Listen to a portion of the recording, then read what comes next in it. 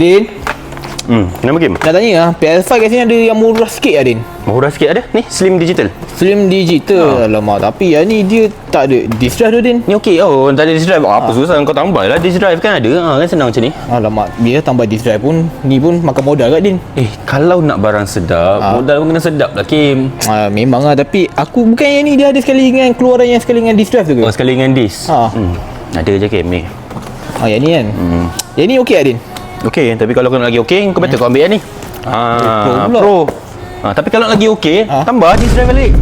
Alamak, tambah disk drive lagi. Yang Pro ni pun harga ya Yahoo. Kau suruh aku tambah disk drive Din. Nak sedap, modal kena sedap. Alamak. Tak So, apa. macam mana?